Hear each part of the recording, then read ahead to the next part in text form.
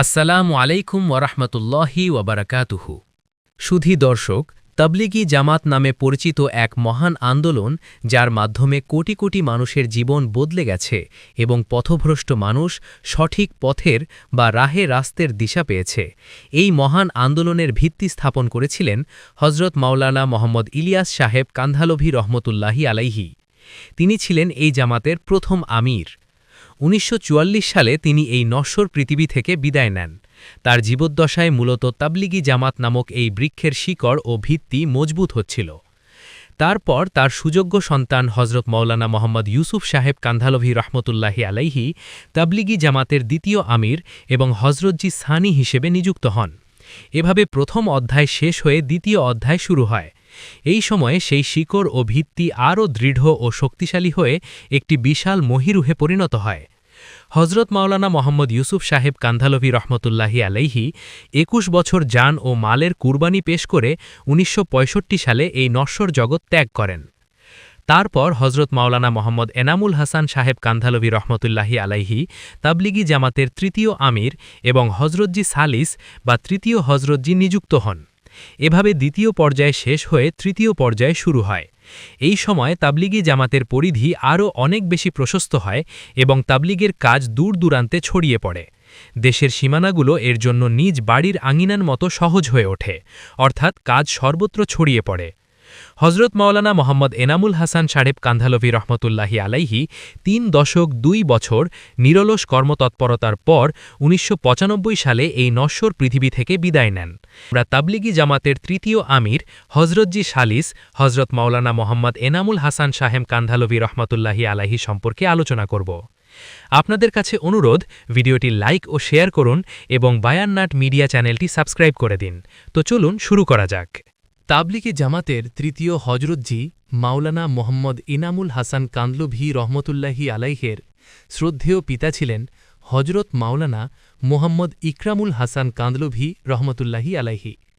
তার পিতা মাওলানা ইকরামুল হাসান সাহেব ছিলেন হজরত মাওলানা মোহাম্মদ ইলিয়াস কান্দালভি রহমতুল্লাহি আলাইহের আপন ভাগ্নে এবং শাইখুল হাদিস হজরত মাওলানা মোহাম্মদ জাকারিয়া কান্দালভি রহমতুল্লাহি আলাইহের ফুফাতো ভাই। মাওলানা ইনামুল হাসান রহমতুল্লাহি আলাইহের দাদার নাম ছিল হজরত মাওলানা হাকিম রাজিউল হাসান সাহেব, যার বিবাহ হয়েছিল হজরত মাওলানা মোহাম্মদ ইলিয়াস কান্দালভি রহমতুল্লাহি আলাইহের বোন হুমায়রা খাতুনের সাথে।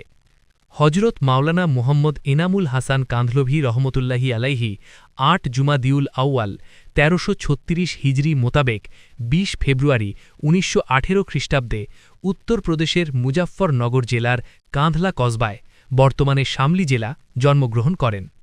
শৈশব থেকেই তার দ্বীনী শিক্ষা এবং চারিত্রিক গঠনের ওপর পূর্ণ গুরুত্ব দেওয়া হয়েছিল। এরই প্রভাবে মাত্র ১০ বছর বয়সে তিনি পবিত্র কুরআনের একজন দক্ষ ও মজবুত হাফেজ হন।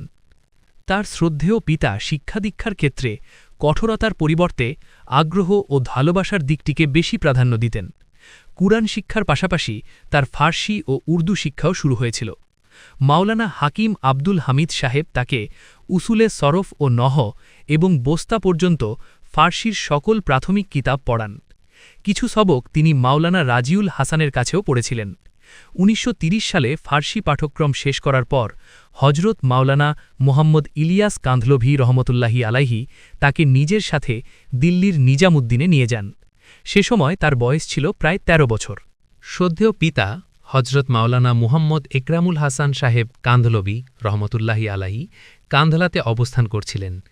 দিল্লিতে নিয়ে গিয়ে হজরত মাওলানা মুহাম্মদ ইলিয়াস সাহেব কান্দালভি রহমতুল্লাহি আলাইহি অত্যন্ত স্নেহ ও মমতার সাথে আপনাকে আরবি পড়ানো শুরু করেন।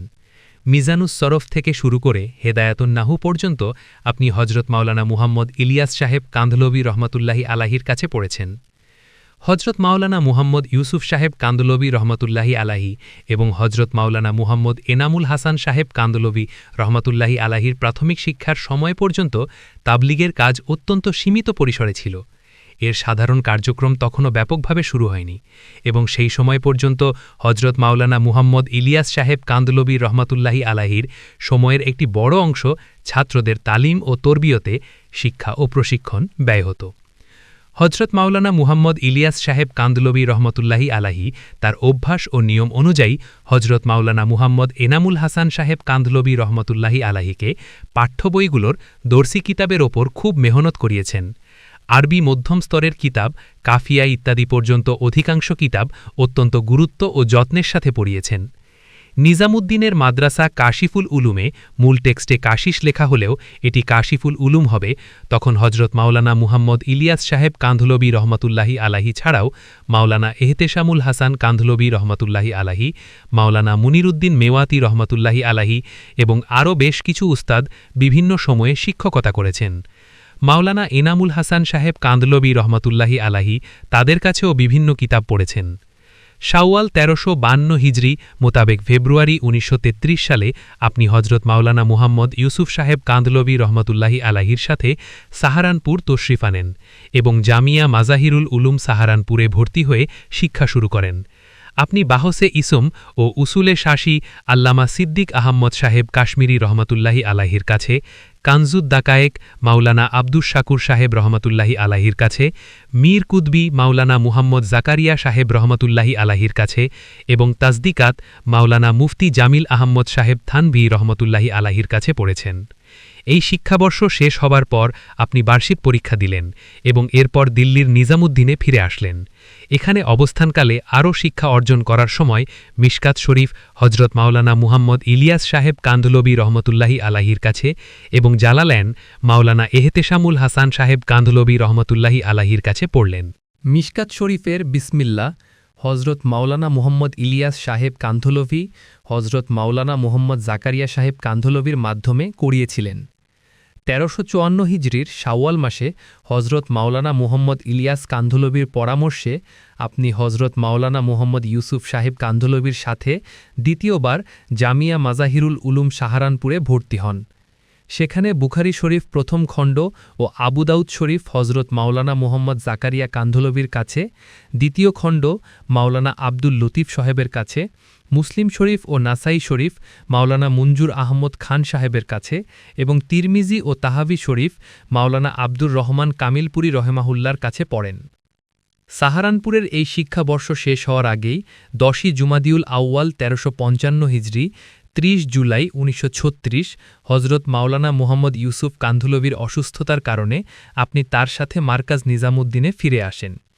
এখানে অবস্থান করে হজরত মাওলানা মুহাম্মদ ইলিয়াস কান্ধলভি রহেমাহুল্লার তত্ত্বাবধানে শিক্ষা সমাপন করেন। তাজবিদের নিয়মিত অনুশীলন এবং ফান্নে কিরাতের বেশ কিছু কিতাব হজরত মাওলানা কারি মঈনুদ্দিন সাহেবের কাছে পড়েন। হজরত মাওলানা মুহাম্মদ এনামুল হাসান কান্ধলভি রহেমাহুল্লার শৈশব থেকেই ইলম বা জ্ঞানের প্রতি চরম অনুরাগ ছিল। ছোটবেলায় তার সবচেয়ে প্রিয় শখ ছিল কিতাব কেনা এবং সেগুলো অধ্যয়ন করা। জীবনের শেষ মুহূর্ত পর্যন্ত কিতাব পড়ার সাথে তার গভীর সম্পর্ক অটুট ছিল। তার ইলমি যোগ্যতার পাশাপাশি অধ্যয়নের ব্যাপকতা ছিল সোনায় সোহাগার মতো। ১৩৫৪ হিজরির ৩রা মুহররম ৭ এপ্রিল ১৯৩৫ সাহারানপুরের জামে মসজিদে মাজাহিরুল উলুমের বার্ষিক জলসা অনুষ্ঠিত হয়।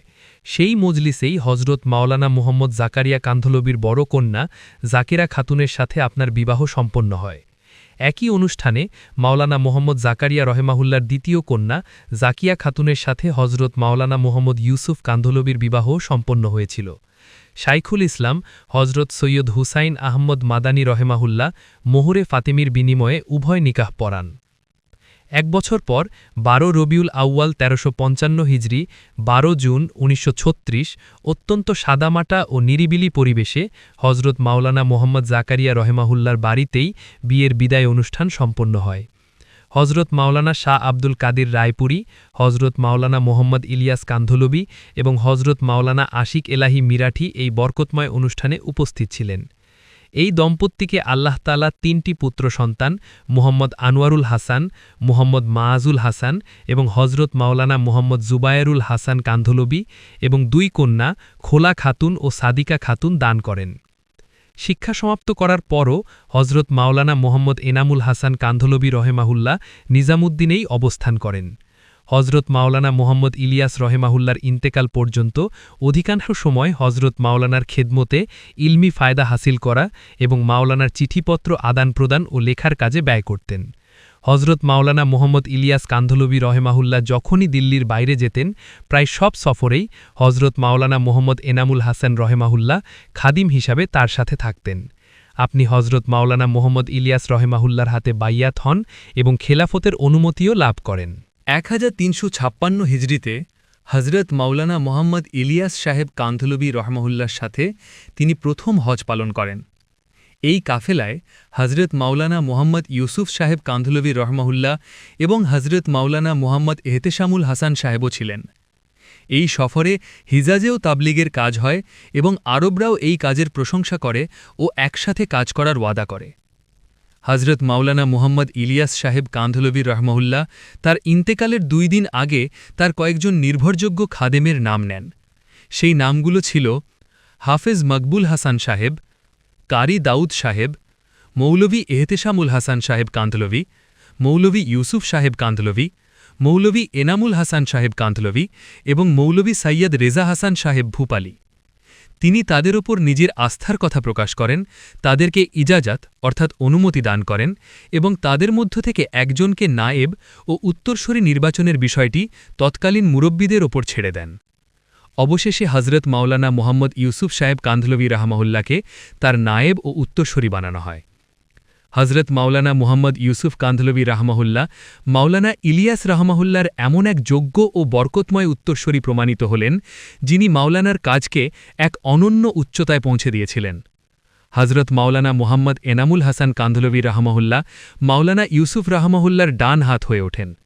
প্রতিটি বিষয়ে তিনি তার সহযোগী ও পরামর্শক ছিলেন এবং সফরে ও বাসস্থানে, সফর ও হাজর, প্রতিটি পদে পদে মাওলানার সাহায্যকারী হিসেবে সাথে ছিলেন। তিনি মাওলানা ইউসুফ রহমাহুল্লার সাথে বন্ধুত্বের হক এমন চমৎকারভাবে পালন করেছেন, যা নিজের মাঝেই এক বিরল দৃষ্টান্ত।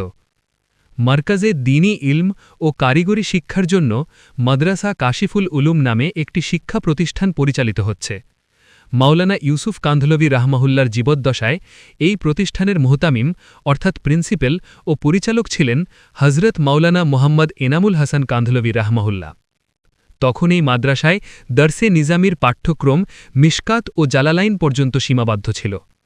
মাওলানা ইউসুফ রহমাহুল্লার প্রবল ইচ্ছা ছিল যে এখানে দাওরায়ে হাদিস শুরু হোক। শাইখুল হাদিস হজরত মাওলানা মোহাম্মদ জাকারিয়া কান্ধলবি রহমাহুল্লার পরামর্শে 1375 হিজরির রবিউল আউয়াল মাসে এখানে দাওরায়ে হাদিসের সূচনা হয়। তখন হজরত মাওলানা মোহাম্মদ ইউসুফ সাহেব, হজরত মাওলানা মোহাম্মদ এনামুল হাসান সাহেব এবং হজরত মাওলানা উবায়দুল্লাহ বালিয়াবি রহমহুল্লাহ কুতুবে সিত্তার শিক্ষক হিসেবে নির্বাচিত হন। আপনি তবলিগের জিম্মেদারি ও মাদ্রাসার পরিচালনার পাশাপাশি শিক্ষকতার দায়িত্ব অত্যন্ত সুনিপুণভাবে পালন করতেন। প্রায় 12 বছর আপনি বুখারী শরীফের পাঠদান করেছেন। আপনার বুখারী শরীফের দর্সের খ্যাতি দূর দূরান্তে ছড়িয়ে পড়েছিল। বুখারী শরীফের ওপর আপনার গভীর ও ব্যাপক পাণ্ডিত্য ছিল। বুখারী শরীফ পড়ানোর সময় আপনি এর বিভিন্ন পরিচ্ছেদ ও জটিল বিষয়ের ওপর গবেষণামূলক এবং মুহাদ্দিস সুলভ যে টিকাগুলি লিপিবদ্ধ করেছিলেন, তা হাদিস শাস্ত্রে, বিশেষ করে বুখারী শরীফের ওপর এক মূল্যবান ইলমি সম্পদ।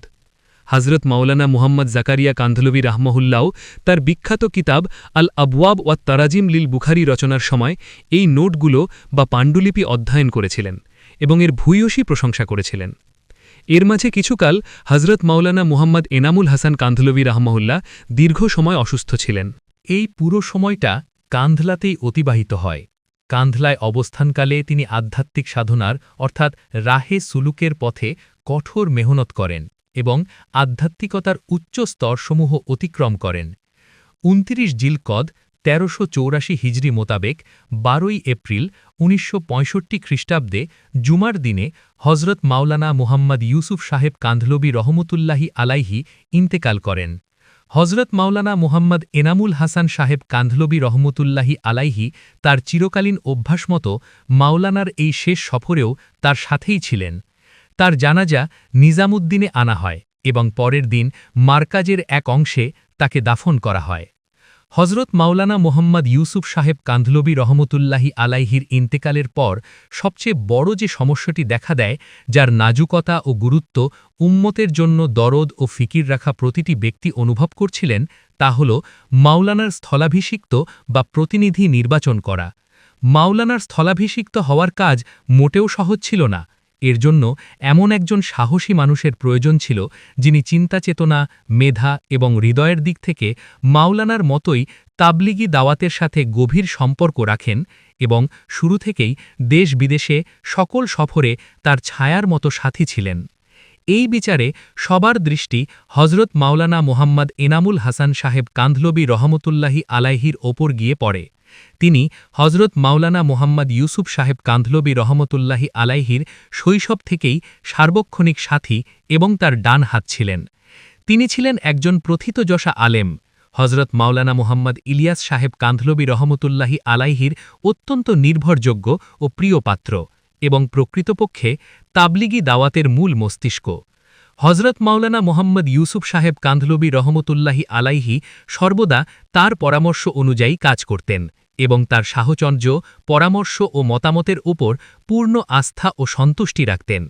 শাইখুল হাদিস হজরত মাওলানা মোহাম্মদ জাকারিয়া সাহেব কান্ধলবি রহমতুল্লাহি আলাইহি কাজের পরিস্থিতি পর্যবেক্ষণ করে বুঝতে পারলেন যে মেহনতকারী সাথীরা যদি কারও ওপর আস্থা ও ভরসা রাখতে পারে তবে তা হজরত মাওলানা মুহাম্মদ এনামুল হাসান কান্ধলবি রহমতুল্লাহি আলাইহির ওপরই রাখতে পারে। তাই পরামর্শের ভিত্তিতে তাকে হজরত মাওলানা মোহাম্মদ ইউসুফ সাহেব কান্ধলবি রহমতুল্লাহি আলাইহির নায়েব অর্থাৎ স্থলাভিষিক্ত দাওয়াতি কাজের জিম্মাদার এবং আমির হিসাবে নিযুক্ত করা হয়। দারুল উলুম দেওবন্দের উস্তাদ হজরত মাওলানা ফখরুল হাসান সাহেব রহমতুল্লাহি আলাইহি 1000 মানুষের এক বিশাল মজমায় এই ঘোষণা দেন, যেখানে তাবলিগের প্রায় সকল পুরনো এবং নীতিবান জিম্মাদাররা উপস্থিত ছিলেন। এই ঘোষণা শুনে উপস্থিত সবাই স্বস্তির নিঃশ্বাস ফেলেন এবং তার ওপর পূর্ণ আস্থার অঙ্গীকার করেন। 3 এপ্রিল 1965 সালে তাবলিগ জামাতের আমির নির্বাচিত হওয়ার পর হজরত মাওলানা মোহাম্মদ এনামুল হাসান সাহেব কান্ধলবি রহমতুল্লাহি আলাইহি সর্বপ্রথম 64 খাম্বার অর্থাৎ 64 স্তম্ভের বিশাল ইমারতে বায়াত গ্রহণ শুরু করেন। সেখানে সারা দেশ থেকে আসা নীতিবান কর্মীবৃন্দ এবং মেওয়াত এলাকার বিশিষ্ট উলামায়ে কেরাম বিপুল সংখ্যায় উপস্থিত ছিলেন। বায়াত শুরুর আগে হজরত মাওলানা মুহাম্মদ ইউসুফ সাহেব কান্ধলবি রহমতুল্লাহি আলাইহির সুযোগ্য সাহেবজাদা হজরত মাওলানা মুহাম্মদ হারুন সাহেব কান্ধলবি রহমতুল্লাহি আলাইহি একটি হৃদয়স্পর্শী বক্তব্য রাখেন। তিনি উপস্থিত সকলকে ধৈর্য ও সাহসের সাথে দাওয়াতের কাজে আত্মনিয়োগ করতে এবং হজরত মাওলানা মুহাম্মদ এনামুল হাসান কান্ধলবি রহমতুল্লাহি আলাইহিকে নিজেদের আমির হিসাবে মেনে নেওয়ার আহ্বান জানান। যদিও একটি পক্ষ হজরত মাওলানা মুহাম্মদ হারুন সাহেব কান্ধলবি রহমতুল্লাহি আলাইহিকে এই বলে প্ররোচিত ও উত্তেজিত করার চেষ্টা করেছিল যে আমির হওয়া এবং নেতৃত্বের অধিকার কেবল তাঁরই। আপনার পূর্বসূরীরা মেওয়াতে দ্বীনি বিপ্লব ঘটিয়েছিলেন, কিন্তু সেই নাজুক মুহূর্তে হজরত মাওলানা মুহাম্মদ হারুন সাহেব কান্ধলবি রহমতুল্লাহি আলাইহি কেবল এক অনুকরণীয় আদর্শই স্থাপন করেননি এবং উচ্চতর সাহসিকতার পরিচয় দেননি, বরং ত্যাগ, কোরবানি ও নিঃস্বার্থতার প্রমাণও দিয়েছেন। তিনি প্রকাশ্য মজলিসে হজরত মাওলানা মোহাম্মদ এনামুল হাসান সাহেব কান্ধলবি রহমতুল্লাহি আলাইহির সাথে তার পূর্ণ ঐক্য, মহব্বত ও গভীর সম্পর্কের কথা ঘোষণা করেন এবং এর ফলে এক বিশাল ফিতনার বা বিবাদের দরজা বন্ধ হয়ে যায়।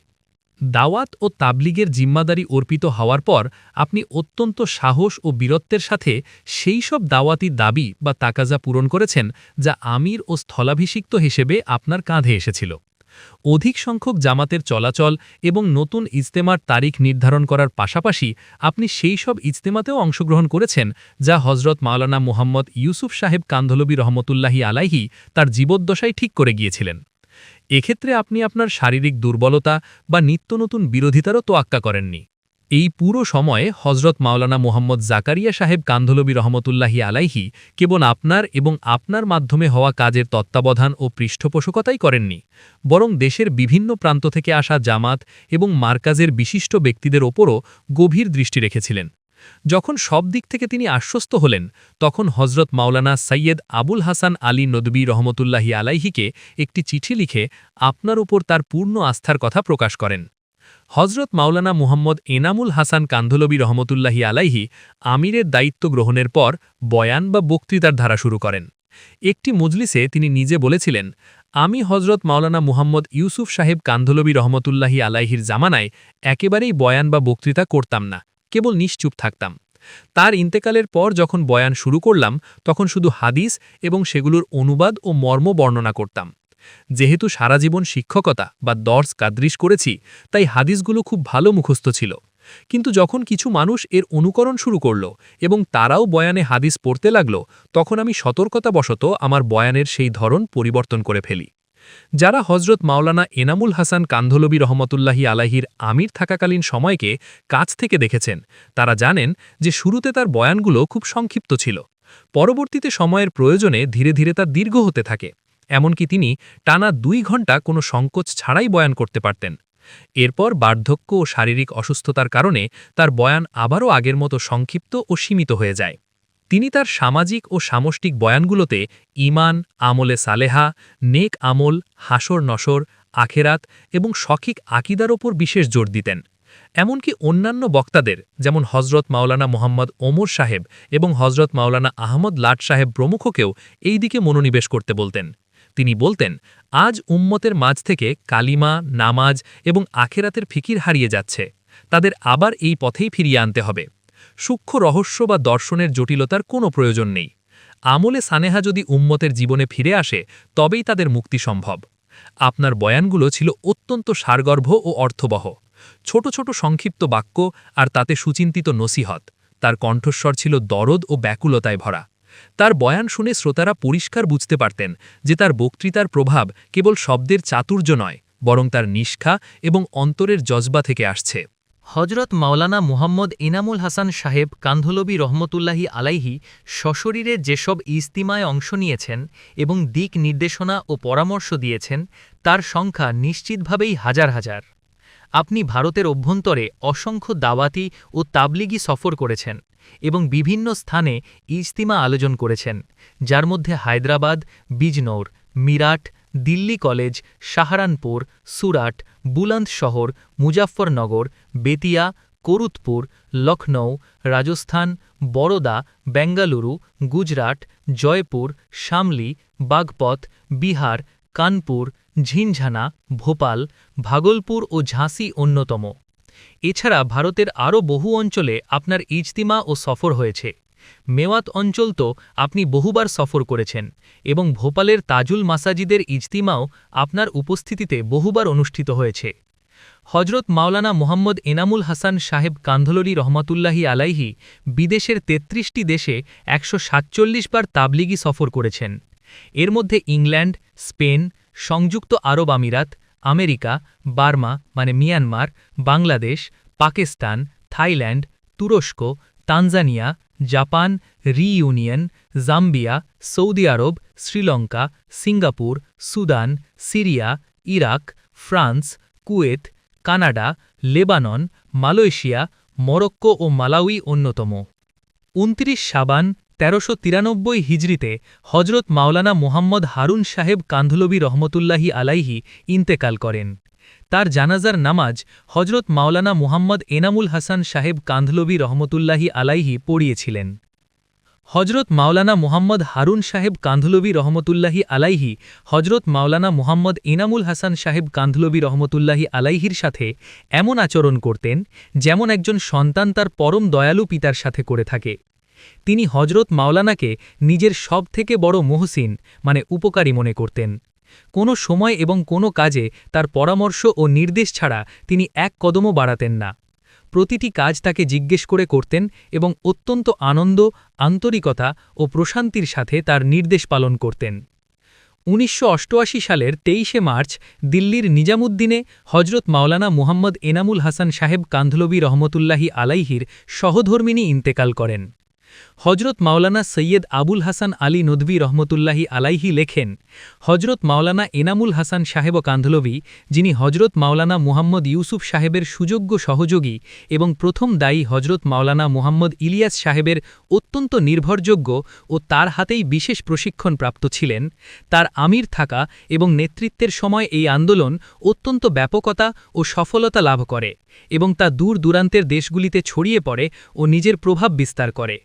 এর পেছনে মাওলানা এনামুল হাসান সাহেবের অটলতা অর্থাৎ ইস্তেকামাত, সংরক্ষণের মানসিকতা এবং সেই জজবার বিরাট অবদান ছিল, যাতে দাবাতের এই মেহনত তার আসল পথ এবং শুরুর দিকের নিয়ম নীতি ও সীমা অতিক্রম না করতে পারে। এ কারণে তিনি কাজটিকে সেই সব নিয়ম ও গণ্ডির মধ্যেই রেখেছিলেন যা শুরুতে হজরত মাওলানা ইলিয়াস সাহেব রহমতুল্লাহি আলাইহি নির্ধারণ করে দিয়েছিলেন। তাবলিগি জামাতের তৃতীয় হজরতজি মাওলানা মুহাম্মদ এনামুল হাসান কান্ধলবি রহমতুল্লাহি আলাইহির অসুস্থতার ধারাবাহিকতা শেষ বছরগুলিতে কিছুটা বেড়ে গিয়েছিল। চিকিৎসার জন্য তাকে কয়েকবার হাসপাতালেও ভর্তি হতে হয়েছিল। তার জন্য সর্বোত্তম চিকিৎসার ব্যবস্থা করা হয়েছিল, তবে তার স্বাস্থ্যের অবস্থায় প্রতিনিয়ত চড়াই উতরাই চলতেই থাকে। ৯ই মহররম ৯ই জুন তিনি তার জীবনের শেষ জুমা চিরকালীন অভ্যাস অনুযায়ী আদায় করেন এবং নিজের দৈনন্দিন আমলগুলো পূর্ণ করেন। এশার নামাজ আদায় করার পর যখন তিনি শুতে গেলেন তখন হৃদযন্ত্রে ব্যথা অনুভব করলেন এবং অস্থিরতা বেড়ে গেল। ডাক্তার সাহেব তাৎক্ষণিকভাবে কিছু ওষুধ ও ইঞ্জেকশন দিলেন এবং দ্রুত হাসপাতালে নেওয়া জরুরি বলে জানালেন। অতপর জনাব হাফেজ কারামতুল্লাহ সাহেব এবং জনাব সালামতুল্লাহ সাহেব তাদের গাড়ি নিয়ে আসলেন এবং হজরত মাওলানা তখনই হাসপাতালের উদ্দেশ্যে রওনা হলেন। গাড়ির পিছনের সিটে অক্সিজেনের সুবিধাসহ তাকে শুইয়ে দেওয়া হল। মৌলভী আবদুল্লাহ ও মৌলভী মোহাম্মদ সালে তার সাথে বসলেন। সামনের সিটে ছিলেন ডাক্তার খলিলুল্লাহ সাহেব। গাড়িটি কিছুদূর যেতেই হজরত মাওলানার শ্বাসপ্রশ্বাসের অবস্থা বদলে যেতে শুরু করল। ঠিক সেই মুহূর্তে মৌলভী মুহাম্মদ সালে, মাওলানার মাথা যার কোলে ছিল, তিনি জিজ্ঞেস করলেন, আব্বা, শরীর কেমন লাগছে? এর উত্তরে মাওলানা বললেন, আলহামদুলিল্লাহ, অর্থাৎ আল্লাহর শকর। এটিই ছিল তার পবিত্র মুখ থেকে উচ্চারিত শেষ বাক্য। আশা নিরাশার এই দোলাচলের মাঝেই দ্রুত গতিতে হাসপাতালে পৌঁছনো হল। কিন্তু সমস্ত আধুনিক সুযোগ সুবিধা, চিকিৎসা সরঞ্জাম এবং দামি ওষুধ থাকা সত্ত্বেও আল্লাহর হুকুমই জয়ী হল। ১৯৯৫ সালের জুনের সেই রাতে হজরত মাওলানা মুহাম্মদ এনামুল হাসান সাহেব কান্ধলভি রহমতুল্লাহি আলাইহি এই নশ্বর জগৎ ত্যাগ করে চিরস্থায়ী জগতের পথে পাড়ি জমালেন। ইন্না লিল্লাহি ওয়া ইন্না ইলাইহি রাজিউন। শোকসন্তপ্ত পরিবারের মাঝে তিনি এক ছেলে হজরত মাওলানা জুবাইরুল হাসান সাহেব কান্ধলভি রহমতুল্লাহি আলাইহি এবং এক মেয়ে রেখে যান। মার্কাজ নিজামুদ্দিনে পৌঁছনোর পর কাফন দাফনের প্রস্তুতি নেওয়া হল এবং রাতেই গোসল সম্পন্ন করা হল। পরের দিন ফজর নামাজের পর মার্কাজের সকল দায়িত্বশীলদের মাশওয়ারা হল, যেখানে জানাজার সময় এবং দাফনের স্থান নির্ধারণ করা হল। ঘোষণা করা হল যে জানাজার নামাজ আসর নামাজের পর হুমায়ুনের মাকবারার সাথে সংলগ্ন বিশাল পার্কে অনুষ্ঠিত হবে এবং হজরত মাওলানা মোহাম্মদ ইউসুফ সাহেব কান্দলভি রহমতুল্লাহি আলাইহির কবরের পাশে তাকে দাফন করা হবে। সেখানে জনসাধারণের এক উত্তাল জনসমুদ্র উপস্থিত হয়েছিল। আসন নামাজের পর জানাজা অত্যন্ত কষ্ট ও পরিশ্রমের সাথে ভিড় ঠেলে পার্কে নিয়ে যাওয়া হল। মজমার আধিক্য এতটাই ছিল যে মার্কাজ থেকে পার্ক পর্যন্ত মাত্র ৫ মিনিটের রাস্তা অতিক্রম করতে ১ ঘণ্টা সময় লেগেছিল। সমস্ত শৃঙ্খলা ভেঙে পড়েছিল এবং শৃঙ্খলার দায়িত্বে থাকা ব্যক্তিরা নিরুপায় হয়ে পড়েছিলেন। শোকাতুর মানুষের ভিড় মুহূর্তেই কয়েক হাজার করে বাড়ছিল। এক নির্ভরযোগ্য হিসাব অনুযায়ী জানাজায় অংশগ্রহণকারী মানুষের সংখ্যা ছিল প্রায় ৪ লক্ষ। জানাজার নামাজ পড়ালেন তার সুযোগ্য সন্তান হজরত মাওলানা মোহাম্মদ জুবাইরুল হাসান কান্দলভি রহমতুল্লাহি আলাইহি। জানাজার খাটিয়াটি যাতে কাঠের বড় বড় খুঁটি লাগানো হয়েছিল, মার্কাজ থেকে যাওয়ার সময় তা হাজার হাজার মানুষের কাঁধে চড়ে গিয়েছিল। তবে ফিরে আসার সময় ভিড়ের কারণে পুলিশের একটি বড় গাড়িতে করে মার্কাজে পৌঁছানো হয়। এরপর মার্কাজের সেই অংশে যেখানে হজরত মাওলানা মুহাম্মদ ইসমাইল সাহেব, হজরত মাওলানা মুহাম্মদ ইলিয়াস সাহেব কান্ধলভি এবং হজরত মাওলানা মুহাম্মদ ইউসুফ সাহেব কান্ধলভি রহমতুল্লাহি আলাইহিমদের কবর রয়েছে, সেখানে পশ্চিম দিকে হজরত মাওলানা মুহাম্মদ ইউসুফ সাহেবের কবরের পাশে দাওয়াত ও তাবলিগের এই মূর্ত প্রতীককে মহান আল্লাহর রহমতের কোলে সোপর্দ করা হল। আসমা তেরি লাহাত পার শাবনা মাকশানিকারে। আল্লাহ তাআলা হজরতের মাগফিরাত দান করুন, তার নেক কাজগুলো কবুল করুন এবং জান্নাতুল ফিরদাউসে তাকে উচ্চ মাকাম দান করুন। আমিন ইয়া রাব্বাল আলামিন।